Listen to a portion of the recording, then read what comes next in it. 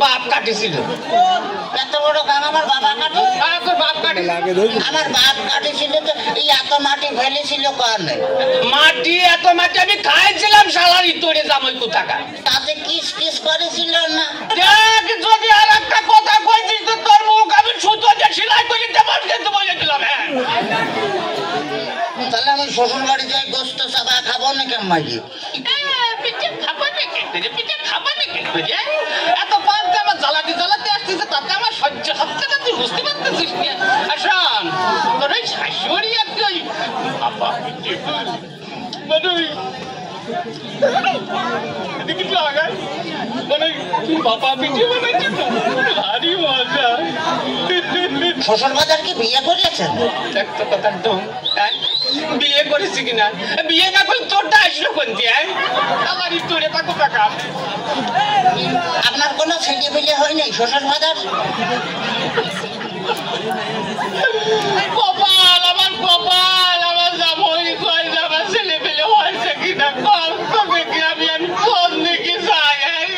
এবার তোর বাড়িয়ে অত গুলো করে দেবন কিন্তু একেবারে দেখেছিস?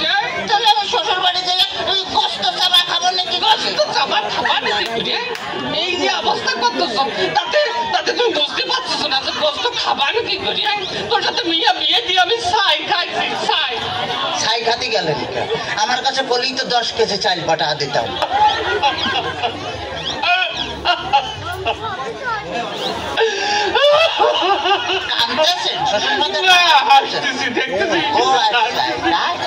আমার যদি কথা করিস তোর আমি একেবারে সাথে বাইরে দাঁত ভেঙে ফেলা দেবো একেবারে দেখছেন।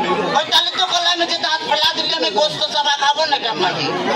দোহাই লাগে তোর দোহাই লাগে আর কথা কইলে তোর দুইটা বাপে ধরে তোর দুইটা পায়ে ধরে কথা কইস চল বলে ঘটনা আছে কি যে এভাবে করিস তাহলে আর আমি পারবো না।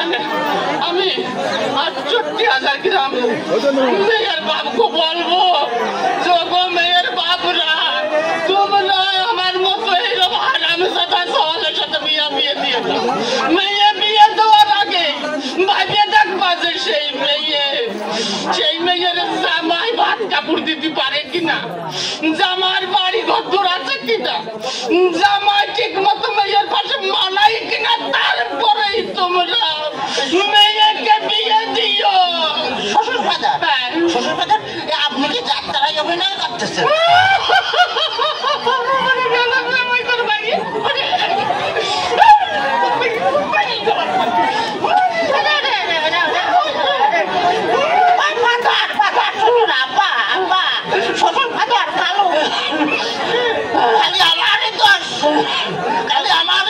তোমার মেয়ে বিয়ে করে আমি যে ফকির হয়ে গেছি খালি টাকা চাই,